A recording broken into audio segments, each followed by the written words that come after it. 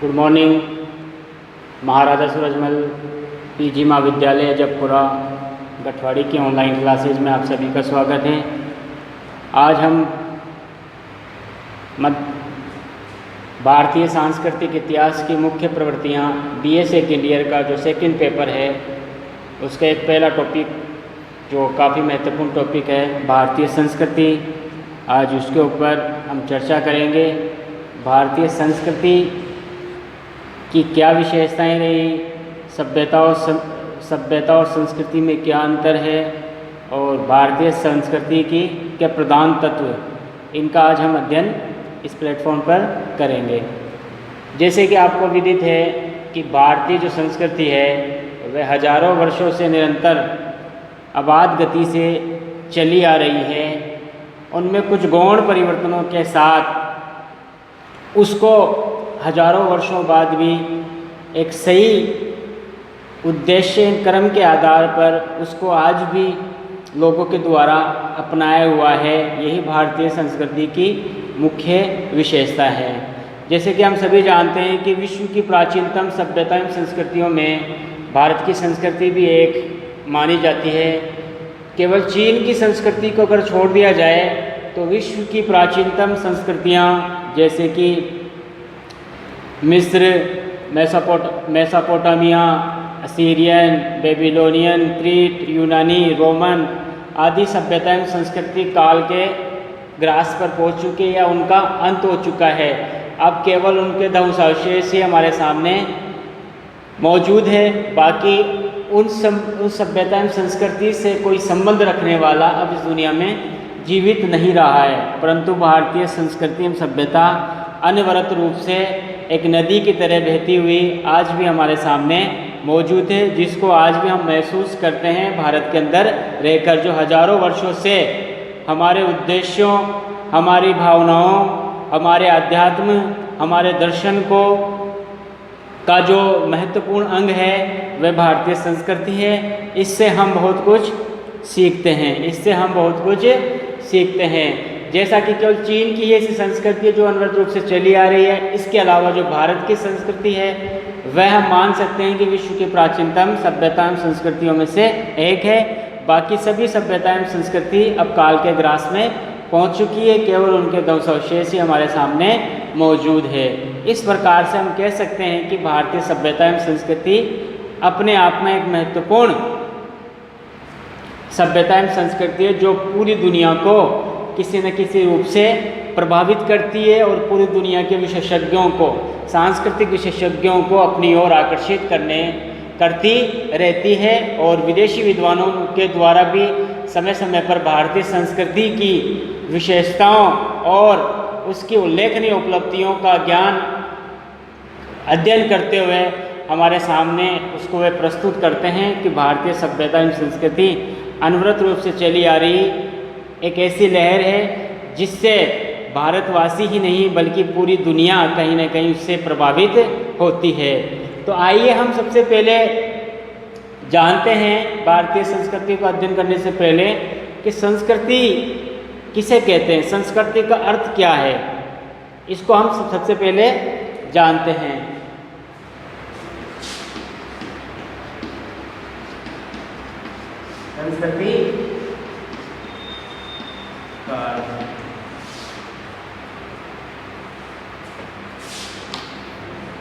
संस्कृति जो शब्द है वह संस्कृत का एक रूपांतरण शब्द है।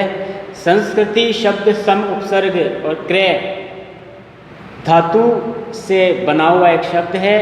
ये शब्द जो लिया जाता है परिष्कृत एवं परिमार्जित करने के सूचक में शब्द को लिया जाता है, अर्थात संस्कृति शब्द परिष्कृत एवं परिमार्जित करने के रूप में हमारे सामने लिया जाता है। संस्कृत से बना ये शब्द है। संस्कृत शब्द के समान ही संस्कृति शब्द में भी परिष्कार एवं परिमार्जन एवं परिष्कृत के अतिरिक्त शिष्टा और सौजन्य आदि शब्दों का भी अंतर्भाव इसमें लिया जाता है। यानी कि संस्कृत शब्द के समान ही संस्कृति शब्द में भी परिमार्जन अथवा परिष्कृत शब्दों के साथ साथ शिष्टता और सौजन्य आदि को भी इसमें समाहित किया जाता है। संस्कृति शब्द को हम कहें तो संस्कृति एक सहज, मनुष्य की सहज प्रवृत्ति है, नैसर्गिक शक्तियों तथा उनके परिष्कार का ही द्योतक है। मनुष्य के सहज प्रवृत्तियाँ, नैसर्गिक शक्तियों तथा उनके परिष्कार का द्योतक ही संस्कृति शब्द में निहित है। संस्कृति मनुष्य के भूत, वर्तमान एवं भावी जीवन का अपने में पूर्ण विकसित रूप है। संस्कृति जो शब्द है, संस्कृति जो है मनुष्य के भूत, वर्तमान और भावी जीवन का अपने में पूर्ण विकसित रूप है। विचार और कर्म के क्षेत्र में जो राष्ट्र का सृजन है वही उसकी संस्कृति है। विचार और कर्म के क्षेत्र में जो राष्ट्र का सृजन है वही उसकी संस्कृति है। यानी कि संस्कृति को हम ले सकते हैं कि संस्कृति हमारे भूत, वर्तमान, मनुष्य के भूत, वर्तमान और भावी जीवन का अपने में एक तरह से पूर्ण विकसित रूप है।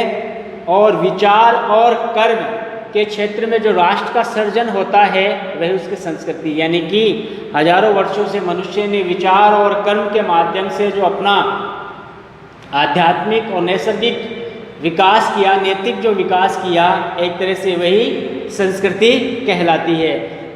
बहुत सारे विद्वानों ने अपने अपने स्तर पर संस्कृति की कई परिभाषाएं दी हैं। उनमें से भी हम देख लेते हैं कुछ एक विद्वानों की, जिनमें डॉक्टर व्हाइटहेड, ये अमेरिका के प्रसिद्ध दार्शनिक और विशेषज्ञ हैं।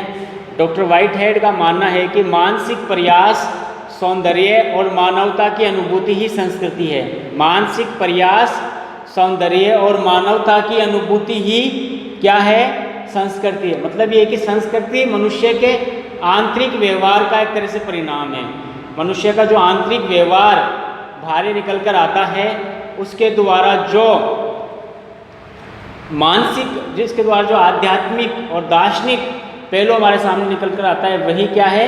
संस्कृति है। इसी तरह से टाइलर नामक विद्वान ने भी संस्कृति की परिभाषा दी है। उनके अनुसार संस्कृति वह जटिल पूर्णता है जिसमें ज्ञान, विज्ञान, विश्वास, कलाएं, नैतिक आचरण, कानून तथा प्रथा, कोई भी अन्य क्षमताएं वे आदतें आती है जिन्हें मनुष्य समाज का एक सदस्य होने के नाते अर्जित करता है। दोबारा देखते हैं हम, टाइलर ने क्या कहा है कि संस्कृति वह जटिल पूर्णता है जिसमें ज्ञान, विज्ञान, विश्वास, कलाएं, नैतिक आचरण, कानून, प्रथा तथा कोई भी अन्य क्षमताएं, आदतें आती है जिन्हें मनुष्य समाज का एक सदस्य होने के नाते अर्जित करता है। यानी कि मनुष्य के अंदर जो भी ज्ञान, विज्ञान है, विश्वास, कलाएं हैं, उनके माध्यम से मनुष्य जो कुछ प्राप्त करता है और समाज का एक सदस्य होने के नाते उनको अर्जित करता है, वही क्या है? संस्कृति है। इसी तरह से बील्स और हाइजर जैसे विद्वानों ने भी संस्कृति की परिभाषा दी है। उनके अनुसार मानव समाज के सदस्य व्यवहार करने के जो निश्चित ढंग व तरीकों को अपनाते हैं, वह संपूर्ण रूप से संस्कृति का निर्माण करते हैं। वह संपूर्ण रूप से संस्कृति का निर्माण करते हैं। यानी मानव समाज के जो सदस्य व्यवहार करने के जो निश्चित नियम ढंग अपनाते हैं, वह संपूर्ण रूप से संस्कृति का निर्माण करते हैं। बील्स व हाइजर जैसे विद्वानों का मानना है।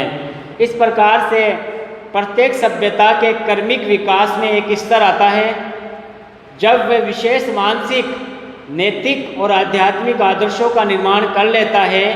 ये उसके सामाजिक जीवन में इस तरह घुल मिल जाते हैं कि समस्त समाज इन उदार और सूक्ष्म विशेषताओं में रंग जाता है। यही उसका क्या है? संस्कृति है।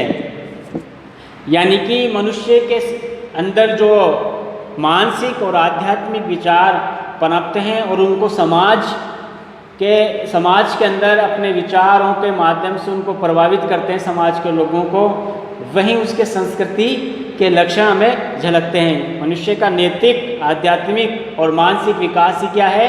संस्कृति है। मानसिक विकास ही क्या है? संस्कृति है। इसी तरह से हमने जाना कि संस्कृति एक तरह से मनुष्य के आंतरिक, मानसिक और आध्यात्मिक जो अनुभूतियाँ हैं उनके माध्यम से मनुष्य अपने समाज में जो भी परिवर्तन करता है, जो भी नई चीज़ें समाज के सामने प्रस्तुत करता है, वह संस्कृति को निरूपित करता है। जैसे कि मान लो ये हमने बोर्ड बनाया, तो ये हमें सभ्यता की ओर इंगित करता है। हमारे सभ्यता में हमने एक मनुष्य की सहायता के लिए कुछ वस्तुओं का निर्माण किया, सभ्यता की ओर निर्माण किया। लेकिन इस बोर्ड पर मन के अंदर जो बातें आती है उसको जब लिखा जाता है तो एक तरह से वह संस्कृति को इंगित करता है, यानी कि मनुष्य के आंतरिक भावों को इस बोर्ड पर प्रस्तुत करना। एक तरह से बोर्ड तो क्या है, सभ्यता की और सभ्यता का विकास क्रम को दर्शाता है, जबकि संस्कृति मनुष्य के आंतरिक भावों को वो मानसिक रूप से या आध्यात्मिक रूप से, नैतिक रूप से कैसे भी करके वो प्रस्तुत कर सकता है, वही हमारे जीवन में संस्कृति कहलाती है। आइए हम सभ्यता और संस्कृति के थोड़ा सा भेद भी जान लेते हैं। सभ्यता और संस्कृति में क्या अंतर है? सभ्यता एवं संस्कृति में भेद। ये दो शब्द बराबर चलते रहते हैं, तो बहुत सारे स्टूडेंट्स में काफ़ी कंफ्यूज होते हैं कि सभ्यता किसे कहते हैं, संस्कृति किसे कहते हैं। जैसे मैंने आपको बोर्ड का एग्जाम्पल दिया, इस तरह से हम उसको बता सकते हैं कि सभ्यता क्या और संस्कृति क्या है। यानी कि प्रकृति द्वारा प्रदत्त पदार्थों, तत्वों तथा शक्तियों का उपयोग कर मनुष्य ने भौतिक क्षेत्र में जो भी उन्नति की है वह क्या है, हम उसको सभ्यता बोल सकते हैं। कि प्रकृति द्वारा जो भी प्रदत्त तत्वों, पदार्थों तथा शक्तियों के द्वारा मनुष्य ने भौतिक क्षेत्र में जो भी उन्नति की है, हम उसको सभ्यता के अंतर्गत रख सकते हैं। सभ्यता से मनुष्य के भौतिक क्षेत्र की ओर और संस्कृति से मानसिक क्षेत्र की सूचना मिलती है। यानी कि मनुष्य भौतिक क्षेत्र में जो भी तरक्की करता है, जो भी विकास करता है, वह सब सभ्यता के अंतर्गत आ जाता है, और मानसिक क्षेत्र में जो भी उसका विकास होता है वह संस्कृति के अंतर्गत आ सकता है। जैसे कि पेन है, पेन का निर्माण मनुष्य ने भौतिक प्रकृति द्वारा जो पदार्थ उसके माध्यम से किया अपनी सहायता के लिए, तो एक तरह से क्या हो गया, वो एक तरह से वो सभ्यता को दर्शाता है। लेकिन उसी पेन के माध्यम से हम कुछ अपने अंतर्भावों को लिखते हैं, व्यक्ति लिखता है या कुछ भी उसको करता है, तो वो एक तरह से संस्कृति को दर्शाता है। कि मनुष्य की आंतरिक मानसिक स्थिति को दर्शाना ही एक तरह से क्या हो गया, संस्कृति हो गया। मनुष्य केवल भौतिक सुख सुविधाओं से ही संतुष्ट नहीं होता, क्योंकि भौतिक प्रगति से शरीर की जो भूख मिट सकती है, लेकिन मन और आत्मा एक तरह से अतृप्त रहते हैं, यानी कि उससे अविच्छिन्न रहते हैं। अतः मन और आत्मा को तृप्त करने के लिए ही मनुष्य जो अपना विकास करता है उसी को हम संस्कृति कहते हैं। यानी कि मनुष्य केवल भौतिक सुख सुविधाएं उसके पास खूब मिल जाती है, लेकिन फिर भी उसके मन और आत्मा में एक विचलन सी, एक भावना सी पैदा होती है, वो खुश नहीं रहता, अतृप्त रहता है अपनी भावनाओं से। तो उन भावनाओं को तृप्त करने के लिए, उनको खुश करने के लिए अपनी मन और भावनाओं को का जो विकास करता है, उसके लिए जो कार्य करता है, उसी को हम संस्कृति कह सकते हैं। एक तरह से क्या हो गया कि सभ्यता से मनुष्य के भौतिक क्षेत्र की ओर इशारा मिलता है, जबकि मनुष्य मानसिक विकास किसका इंगित करता है, संस्कृति को। इसी तरह से मनुष्य का जो समाज में मानवीकरण है, वही एक तरह से सभ्यता है। ये मैथ्यू अर्नोल्ड जैसे विद्वान जिनका मानना है कि सभ्यता किसे कहते हैं, मैथ्यू अर्नोल्ड जैसे विद्वानों का मानना है कि मनुष्य का समाज में मानवीकरण ही क्या है, उसकी सभ्यता है। यानी कि मनुष्य अपने समाज में अपने आप को विकसित, विकासात्मक बनाने के लिए जो भी कुछ करता है, अपना मानवीकरण करता है, वह उसका क्या है, सभ्यता है। डॉक्टर जॉनसन ने भी लिखा है, सभ्यता बर्बरता के विरुद्ध जीवित रहने की एक दशा है। बर्बरता के विरुद्ध क्या है, जीवित रहने की दशा है। जैसे कि हम प्राचीन समय से देखते आ रहे, प्राचीन सभ्यताओं का भी हमने अध्ययन किया। हम उसमें देखते हैं कि पहले मनुष्य के पास कोई साधन नहीं थे, केवल अपने पैरों के माध्यम से चला करता था। फिर धीरे धीरे उसने घोड़ा, गाय, ऊँट आदि के माध्यम से अपनी सवारी, उनके लिए अपनी गाड़ियाँ बनाई, उनके माध्यम से सफ़र करने लगे। फिर और आधुनिकता का प्रसार हुआ, गाड़ियाँ बनने लग गई। फिर उन्होंने एक कदम आगे बढ़ाया, हवाई जहाज़ वगैरह आदि बनने लग गए। तो एक तरह से ये क्या दिखाता है, मनुष्य की सभ्यता दिखाता है कि मनुष्य ने उत्तरोत्तर अपना विकास भौतिक क्षेत्र में किया, ये उसकी सभ्यता को दर्शाता है। इसी तरह से मनुष्य पहले लकड़ी पहले गुफाओं में रहा करता था, फिर लकड़ी के मकान, ईंट के या पत्थर के मकान बनाना शुरू किए। धीरे धीरे उन्होंने कंक्रीट आदि की सहायता से इस्पात और मिट्टी बड़े बड़े जो मकान बनाए। इसी तरह से बड़ी बड़ी अट्टालिकाएँ बनाई। इसके पश्चात मनुष्य ने अपना और विकास करते हुए वैज्ञानिक क्षेत्र में भी बहुत सारे काम किए। एक तरह से ये सब क्या दर्शाता है, मनुष्य का भौतिक क्षेत्र में जो भी उन्नति की है वे सब किसके अंदर आते हैं, सभ्यता के अंदर उसको हम ले सकते हैं। इसी तरह से डॉक्टर बैजनाथ पुरी ने भी सभ्यता के बारे में अपने कुछ विचार रखे हैं। बैजनाथ पुरी ने कहा है कि सभ्यता और संस्कृति के अंतर को इस प्रकार व्यक्त किया जा सकता है कि संस्कृति अभ्यंतर है, यानी कि मनुष्य के अंदर से जो विचार निकलते हैं एक तरह से वो संस्कृति को इंगित करता है। सभ्यता केवल बाहरी है, यानी कि बाहरी मनुष्य के बाहरी जो भी कुछ होता है वह क्या है, सभ्यता है। संस्कृति अपनाने में देर लगती है पर सभ्यता का अनुकरण सरलता से किया जा सकता है। एक संस्कृति को बनाने के लिए मनुष्यों को हजारों वर्षों का समय लग सकता है, उनमें परिवर्तन धीरे धीरे क्रमिक विकास से काम होता है, एक संस्कृति बनती है। लेकिन सभ्यता में एक आमूलचूल परिवर्तन भी हो सकता है, उसका अनुकरण सरलता से किया जा सकता है। संस्कृति का संबंध धार्मिक विश्वास से भी है। सभ्यता सामाजिक तथा आर्थिक परिस्थितियों से बंधी हुई है।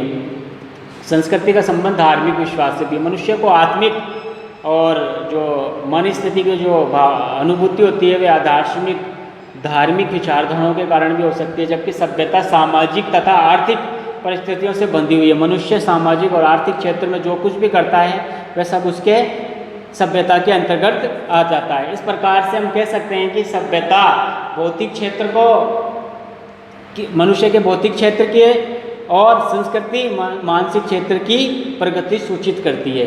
यही सभ्यता और संस्कृति में मोटे रूप पे अंतर हम कह सकते हैं। आइए हम बात करते हैं अब भारतीय संस्कृति की कुछ मौलिक विशेषताएं या भारतीय संस्कृति के प्रधान तत्व। संस्कृति की विशेषताएं।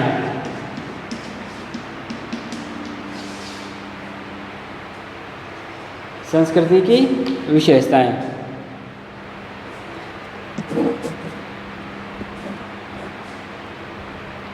देखो, भारतीय संस्कृति की जो तत्व है या उनकी विशेषता हैं, उन्हीं के आधार पर हम भारतीय संस्कृति का एक ऐसा ढांचा खड़ा कर सकते हैं जिसके माध्यम से हम भारतीय सभ्यता एवं संस्कृति के द्वारा जो मानव इतिहास या विश्व को जो प्रभावित किया भारतीय सभ्यता एवं संस्कृति ने, उसकी आधार पर हम विश्व में अपना एक झंडा बुलंद कर सकते हैं कि किस प्रकार हजारों वर्षों से भारतीय सभ्यता एवं संस्कृति निर्बाध गति से निरंतर, बीच में कुछ उनको अड़चनों का सामना भी करना पड़ा, लेकिन फिर भी उन अड़चनों को दूर करते हुए आज भी अविरल गति से हमारे सामने मौजूद है। भारतीय संस्कृति की विशेषताओं का जो अध्ययन करेंगे तो इनमें जो सबसे पहले हम विशेषता जिसको लेंगे वह है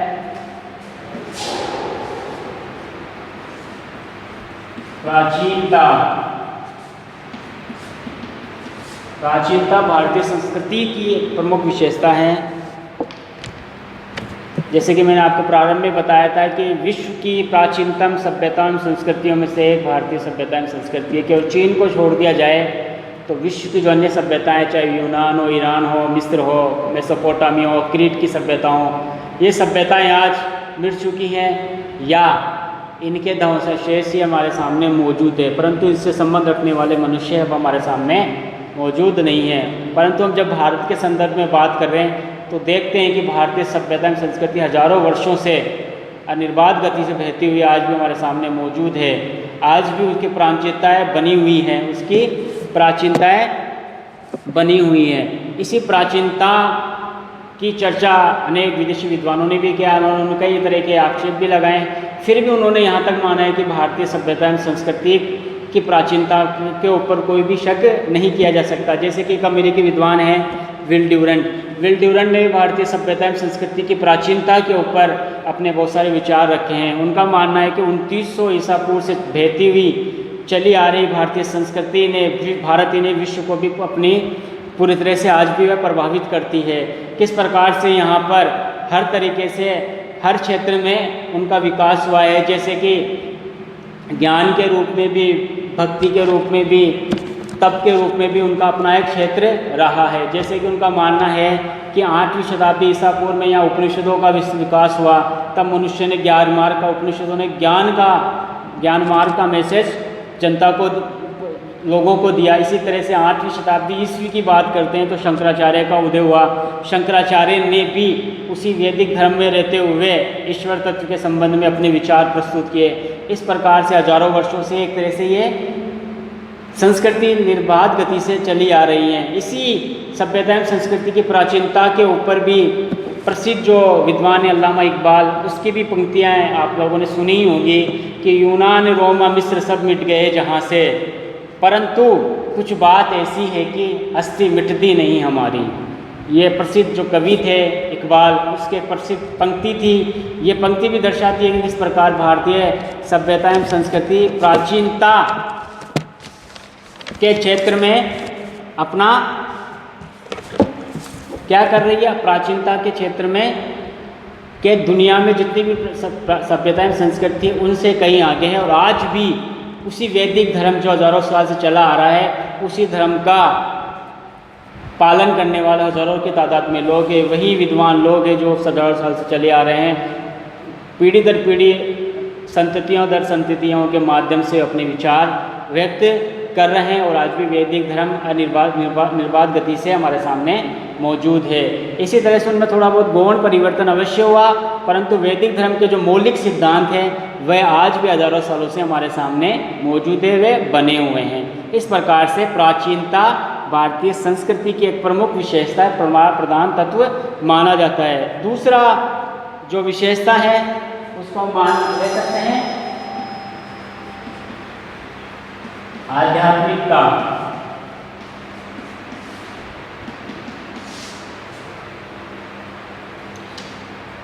भारतीय सभ्यता, भारतीय संस्कृति की दूसरी मुख्य विशेषता आध्यात्मिकता है।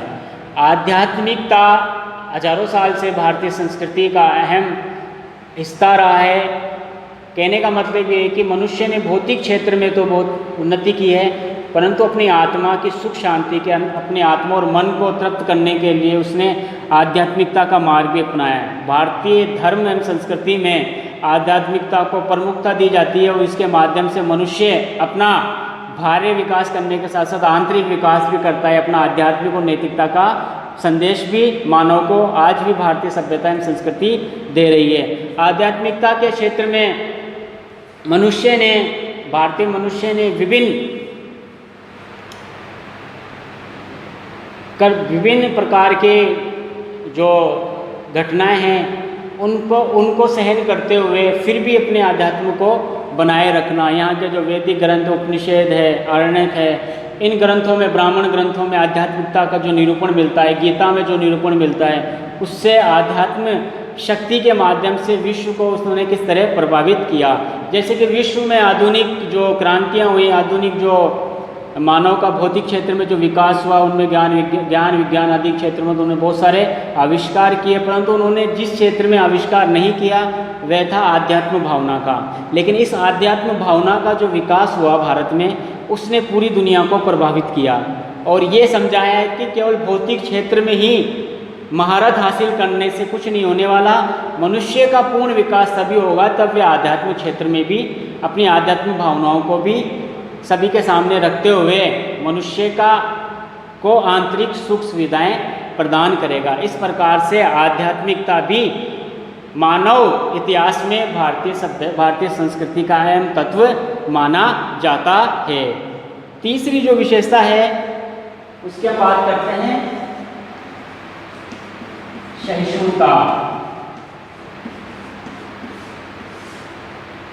सहिष्णुता भारतीय संस्कृति की अहम विशेषता मानी जाती है, मुख्य विशेषताएं।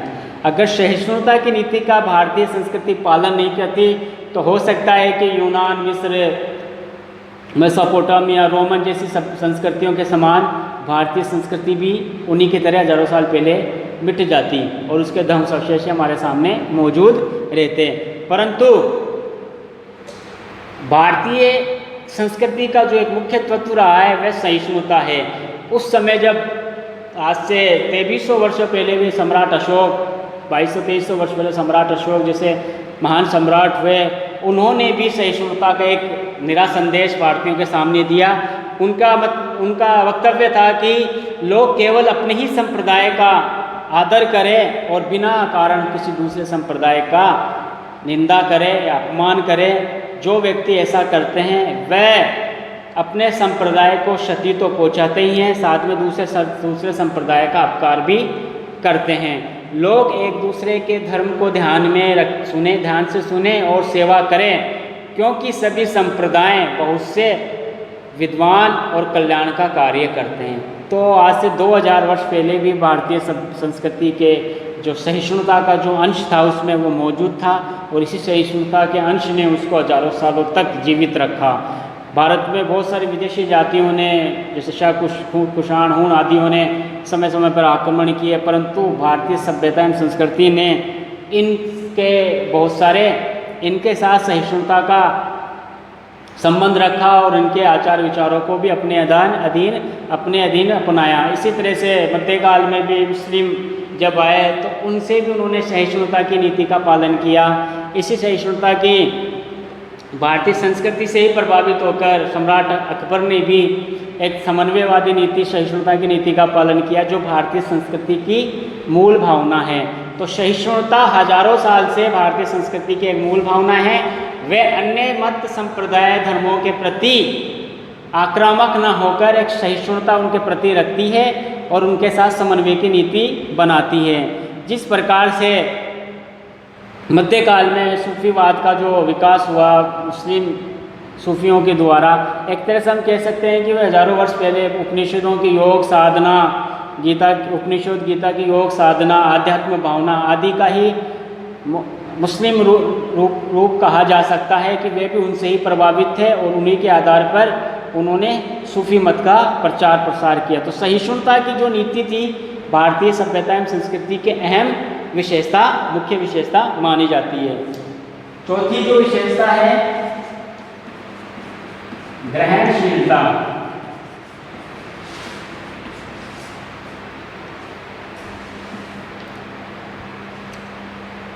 सहिष्णुता के साथ साथ भारतीय संस्कृति की एक और विशेषता रही है ग्रहणशीलता।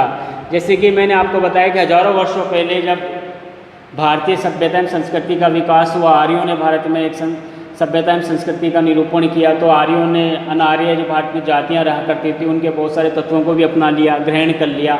तो ग्रहणशीलता भारतीय सभ्यता एवं संस्कृति का बहुत प्राचीन ही तत्व रहा है और इसी की वजह से वे लंबे समय तक जीवित रह सकें। इसी तरह से प्राचीन समय में बहुत सारी विदेशी जातियों ने जब भारत पर आक्रमण किया तो उनको भी भारतीय सभ्यता एवं संस्कृति ने ग्रहण कर लिया। जैसे शक, यूण, कुषाण आदि जातियों ने जब भारत पर आक्रमण किया तो उसने उनके बहुत सारे तत्वों को अपना लिया। इसी तरह से विभिन्न मत, जैन धर्म और बौद्ध धर्म जो वैदिक धर्म के प्रतिरोध में ही खड़े हुए थे 6ठी शताब्दी ईसा पूर्व में, उनके द्वारा भी भारतीय सभ्यता एवं संस्कृति को थोड़ा बहुत प्रभाव उनके ऊपर भी पड़ा वैदिक धर्म एवं संस्कृति पर, परंतु आने वाले समय में जैन और बौद्ध धर्म के बहुत सारे तत्व ही वैदिक सभ्यता एवं संस्कृति में विलीन हो चुके थे। एक दूसरे को ग्रहण करने की शक्ति भारतीय संस्कृति को बहुत महत्वपूर्ण बना देती है। इसी तरह से जो मुस्लिम आक्रमणकारी भारत में प्रवेश किए तो उनके बहुत सारे तत्वों को भारतीय सभ्यता एवं संस्कृति ने अपनाया और उन्होंने भी बहुत सारी सभ्यता एवं संस्कृति को अपनाया। इसी तरह से प्राचीन यूनानी और इस्लामिक जो खगोल शास्त्र, ज्योतिष शास्त्र का जो ज्ञान था जो भारत में प्रचलित था, तो भारतीय विद्वानों ने उनसे भी थोड़ा बहुत ग्रहण किया, उन्होंने भी उनसे ग्रहण किया। इस प्रकार से ग्रहणशीलता भारतीय सभ्यता एवं संस्कृति की मुख्य विशेषता रही हैं। इसी तरह से प्राचीन समय से ही हमारे जो विद्वान लोग हैं उन्होंने बिना किसी भेदभाव के अन्य तत्वों को भी समान रूप से अपनाया है, जिससे कि भारतीय संस्कृति मजबूत बनी रह सके। इस प्रकार से ग्रहणशीलता भी भारतीय सभ्यता एवं संस्कृति का अहम तत्व है। पांचवा बात करेंगे अनुकूल्यता।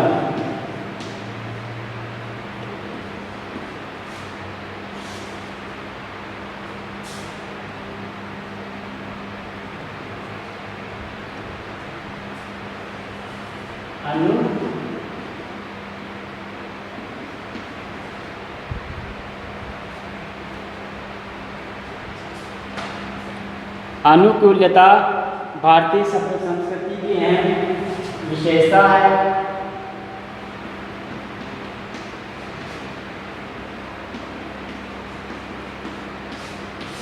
पांचवी विशेषता की बात करेंगे, अनुकूल्यता।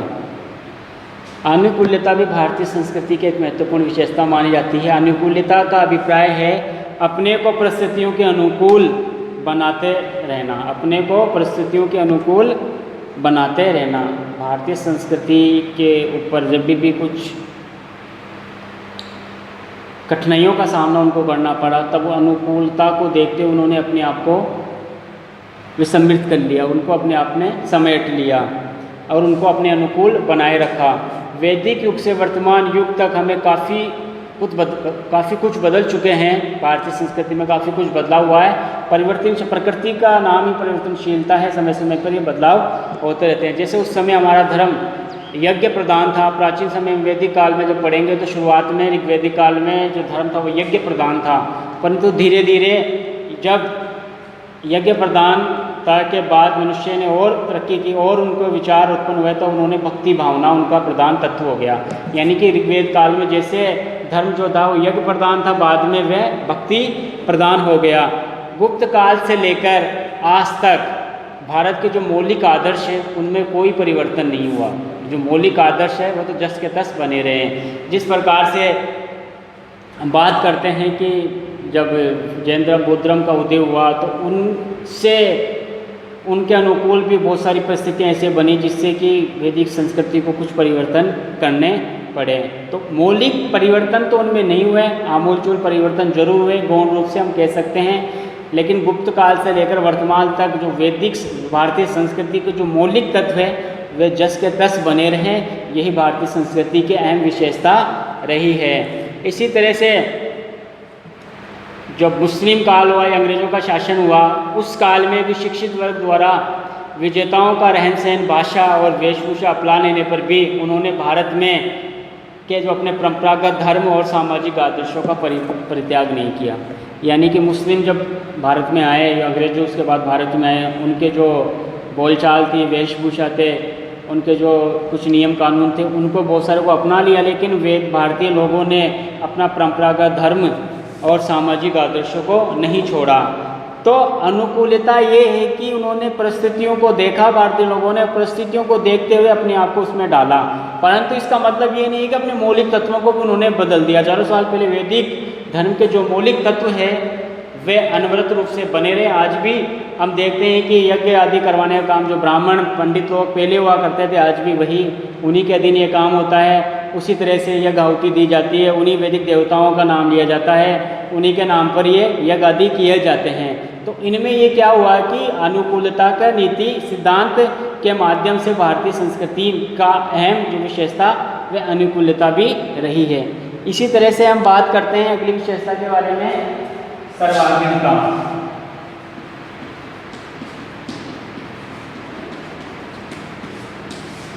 सर्वांगीणता भारतीय संस्कृति की महत्वपूर्ण विशेषता रही है। भारतीय संस्कृति का कभी भी ये उद्देश्य नहीं रहा कि व्यक्ति का एक ही पक्ष का विकास किया जाए, एक ही पक्ष का व्यक्ति का विकास किया जाए, बल्कि व्यक्ति का सर्वांगीण विकास होना ही भारतीय संस्कृति की एक महत्वपूर्ण विशेषता रही है। भारतीय सर्वांगीण विकास का तात्पर्य का लक्ष्य यह था कि मनुष्य का ऐहिक और पारलौकिक दोनों प्रकार की उन्नति हो, ऐहिक भी हो और पारलौकिक भी, लौकिक और पारलौकिक दोनों की उन्नति पर बल दिया गया। यही मनुष्य का क्या है, सर्वांगीण विकास है।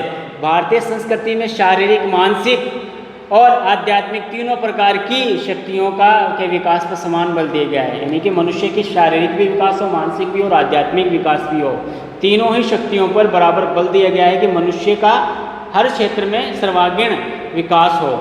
इसी तरह से जैसे बात करते हैं कि भारतीय संस्कृति का जो बल है, भारतीय संस्कृति की जो विशेषता है, उनका जो सर्वांगीण विकास है, उसमें हम 4 पुरुषार्थों की बात करते हैं, धर्म, अर्थ, काम और मोक्ष।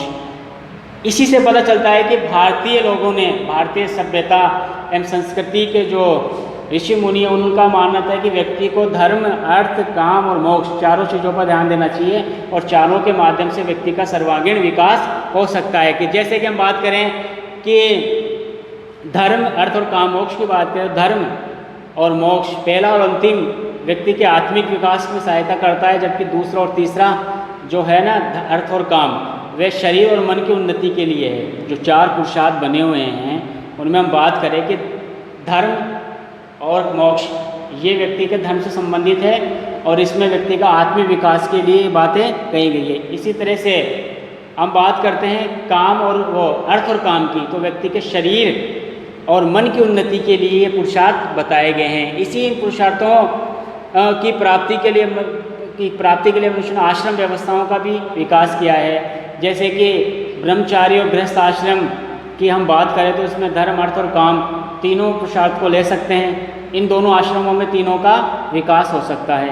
इसी तरह से मोक्ष का जो प्राप्ति है वे संन्यास और वानप्रस्थ आश्रम, वानप्रस्थ और संन्यास जो आश्रम है ना उसमें मोक्ष प्राप्त कर सकते हैं। तो व्यक्ति का सर्वांगीण विकास हो, यही भारतीय संस्कृति की एक महत्वपूर्ण विशेषता है। धर्म का अनुसरण कर अर्थ की उपलब्धि करने और धर्मानुसार काम का सेवन करने और मोक्ष को अंतिम लक्ष्य बनाकर ही मनुष्य अपना सर्वांगीण विकास कर सकता है। यही भारतीय संस्कृति की महत्वपूर्ण विशेषता है। यानी कि धर्म का अनुसरण कर अर्थ की उपलब्धि करने, धर्मानुसार काम का सेवन करने और मोक्ष को अंतिम लक्ष्य बनाकर ही मनुष्य अपना सर्वांगीण विकास कर सकता है। मनुष्य क्या कर सकता है? अपना सर्वांगीण विकास कर सकता है। यही भारतीय संस्कृति की मुख्य विशेषता है, सर्वांगीण विकास। हर क्षेत्र में मनुष्य का विकास, चाहे वह धार्मिक क्षेत्र हो या फिर व्यावहारिक क्षेत्र हो या लौकिक भौतिक क्षेत्र हो, मनुष्य का हर जगह विकास होना आवश्यक है। भारतीय संस्कृति की विशेषता है। अंतिम विशेषता हम बात करते हैं आधारभूत एकता।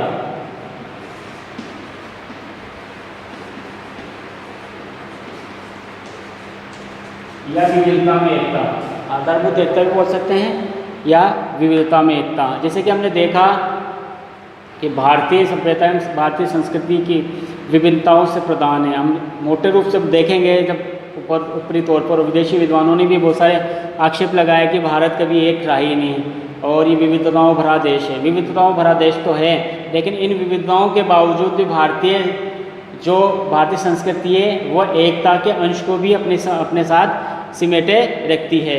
इसी कारण जो विदेशी विद्वान हैं वो ये भी आरोप लगाते हैं कि भाषाओं, मतांतरों, संस्कृतियों, विभिन्न क्षेत्रों की अपनी अपनी विशेषताओं के आधार पर भारतीयों को एक रूपता के अंग में वो सम्मिलित नहीं करते। बताते हैं कि विभिन्न संप्रदाय, विभिन्न भाषाओं, मतांतरों वाला देश है, लेकिन इन विभिन्न मतों, भाषाओं के होते हुए भारतीयों में एक एकता पाई जाती है, जिसको हम भौगोलिक एकता में भी रख सकते हैं, सांस्कृतिक एकता भी बता सकते हैं और राजनीतिक एकता भी रख सकते हैं। भौगोलिक एकता की बात करें तो भौगोलिक एकता भारत में विष्णु पुराण में ही हमें उल्लेख मिलता है कि उत्तर में हिमालय से लेकर दक्षिण में हिंद महासागर, पूर्व से पश्चिम तक सभी एक भारत है, सभी मनुष्य भारत की ही संतान है। बहुत सारे विद्वान, जिसमें कुछ विदेशी विद्वान भी है, इसमें जैसे विद्वानों का भी मानना है कि निसंदेह इसमें कोई दोहराई नहीं है कि भारत को हम एक तत्व के रूप में स्वीकार कर सकते हैं। इनमें विभिन्नताओं के होते हुए भी एकता इसमें समाहित है।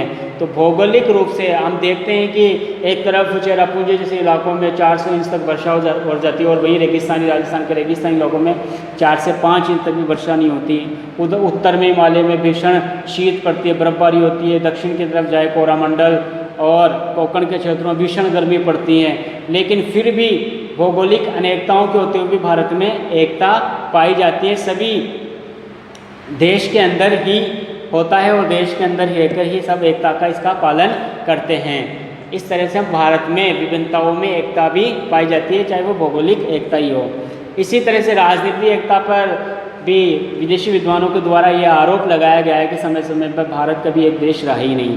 प्राचीन समय में हम बात करते हैं तो जब पाते हैं और जब उसका अध्ययन करते हैं तो ये पाते हैं कि बात पूरी तरह सत्य नहीं है, ये पूरी तरह से सत्य नहीं है। ये बात ज़रूर सत्य है कि मुगल और अंग्रेज़ों के शासनकाल में भारत को एक संगठन के रूप में सम्मिलित किया गया, लेकिन प्राचीन समय का इतिहास जब हम उठाकर देखते हैं तो उससे पता लगता है कि उस समय भी जो सम्राट शासक हुआ करते थे वे चक्रवर्ती की उपाधियाँ धारण करके एक तरह से भारत को एकछत्र करने की कोशिश करते रहते थे।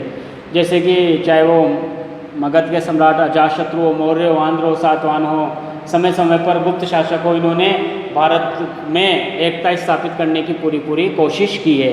ये सही है कि मुगलों के काल में और विशेषकर अंग्रेजों के काल में बाद में पूरी तरह से भारत एक संगठित रहा, लेकिन इसका मतलब ये नहीं है कि प्राचीन समय से ही भारत में एक अनेकता की ही बात रही है।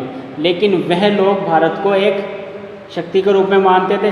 ये बात सही है कि विभिन्न राज्यों के रूप में वो बटे हुए थे और इनको अंग्रेजों के समय में पूरी तरह से कानून और व्यवस्था, शासन व्यवस्था के रूप में एक सूत्र में बांधा गया था। लेकिन प्राचीन समय से ही हम ये देखते हैं कि भारत एक था और एक ही संस्कृति के अधीन अपना कार्य वे किया करता था। इसी तरह से सांस्कृतिक एकता, प्राचीन सांस्कृतिक एकता भी विविधताओं में से भरी, विविधताओं में एकता की बात कर सकते हैं हम कि भारत की जब हम बात करते हैं, उत्तर में अलग कल्चर है, दक्षिण के अलग है, पूर्व में और पश्चिम में अलग कल्चर है, तो विभिन्न सांस्कृतिक विविधताओं से भरा हुआ देश है।